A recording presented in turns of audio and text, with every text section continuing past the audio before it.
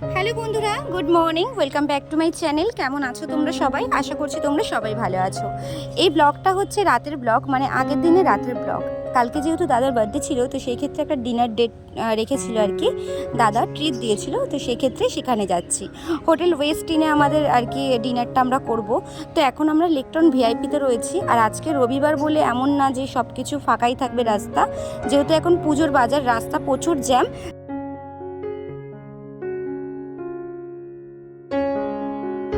ফোনে আমার কি প্রবলেম হচ্ছিল জানি না, অনেক ভিডিও করেছি, সেগুলো কিন্তু সেভ হয়নি। যাই হোক, এখন আমরা হোটেলে চলে এসেছি।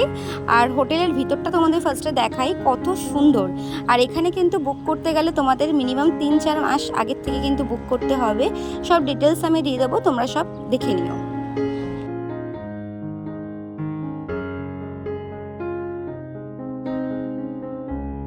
এখানে ডিনার ডেটের টাইম ছিল সন্ধ্যে 7টা থেকে রাত্রির 10:30 অবধি। তো আমাদের একটু যেহেতু চেনা জানার মধ্যে ছিল, তোর জন্য আমরা 11টা অবধি টাইম পেয়েছিলাম। তো এখন লিফটে করে সোজা 10 ফ্লোরে চলে যাচ্ছি। আর দেখো ওপর থেকে নিচটা কতটা সুন্দর লাগছে দেখতে।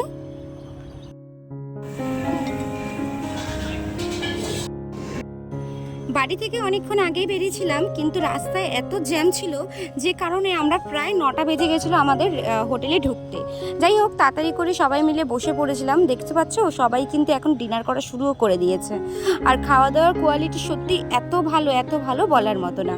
তো চলো ফার্স্টেই তোমাদের আমি মেনুগুলো দেখিয়ে দিই। তো চলো ফার্স্টে তোমাদের আমি কিছু স্ন্যাক্সের ওপর দিয়ে দেখাই। এখানে দেখো চিলি ফিশ ছিল, পনিরের কিছু একটা ছিল, তারপরে চিকেন কাবাব টাইপের কিছু ছিল, অনেক কিছু ছিল যেগুলো আমি হয়তো অনেক নামই জানি না। যাই হোক, তারপরে এখানে বিরিয়ানি ছিল, তারপরে ভেজ রাইস ছিল, স্যালাড ছিল, মানে কত রকমের যে স্যালাড ছিল বলার মতো না। এখানে দেখতে পাচ্ছ পুরো স্যালাডের সব ভর্তি, এখানে মিনিমাম 32-30 রকমের শুধু আইটেমই স্যালাড ছিল। আর ওইদিকে চিকেন বিরিয়ানি, মাটন ছিল, চিকেন বিরিয়ানি ছিল। আর এগুলো হচ্ছে সব পাঁপড়। আর এদিকে দেখো সব ফ্রুট, মানে এত সুন্দর সুন্দর ফ্রুটগুলো সাজানো ছিল। সত্যি মানে খেতে যাই না কতটা খেতে পারবো, কিন্তু দেখতে আমার খুব ভালো লাগছিল। এখানে আবার ছিল অনেক ধরনের ডেজার্ট ছিল, বিভিন্ন ধরনের আর কি চাটনি।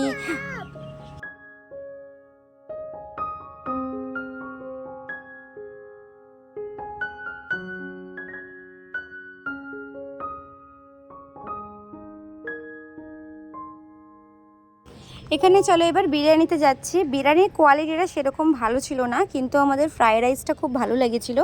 ফ্রাইড রাইস আর চিলি চিকেন, এটা হচ্ছে মাটন কষা। মাটনটা জাস্ট দুর্দান্ত ছিল, জাস্ট অসাম। আর এটা হচ্ছে মাছ, যে মাটন খাবে না সে মাছ খেতে পারবে। আর এখানেও দেখো মাছের ঝোল ছিল, মাছটা 2 রকমের ছিল আর কি, চিকেন মাটন মাছ দুটো ছিল। এখানে পুরো মানে যারা সবজি ভাত খাবে, পটল ভাজা, এখানে একটা পাঁচমিশালির তরকারি ছিল। আর এখানে ছিল হচ্ছে পনিরের কিছু একটা আইটেম। আর আস্তে আস্তে মানে এত খাবার আমি নিজেই জানি না কোনটা কি। আর এখানে দেখো বিভিন্ন রকমের আচার ছিল, যেটা খুবই ভালো লাগছিল। এখানে রুটি ছিল, তরকা ছিল, মানে বিভিন্ন রকম। চলো এবার তোমাদের নিয়ে যাই ডেজার্টের দিকে। ডেজার্ট অনেক ধরনের কিন্তু আছে, কেক, পেস্ট্রি, বিভিন্ন রকমের সন্দেশ, পুডিং, মানে আরও কত কি, দই, রসগোল্লা, কালাকাঁদ, মিষ্টি। মানে সত্যি সত্যি খুব ভালো লাগছে। মানে খেতে সত্যি সেরকম পারিনি, কিন্তু দেখতে আমার জাস্ট দুর্দান্ত লেগেছে। দেখো কত ধরনের মানে কেকের আইটেম। এখানে দেখো পুডিংগুলো কি সুন্দর দেখতে।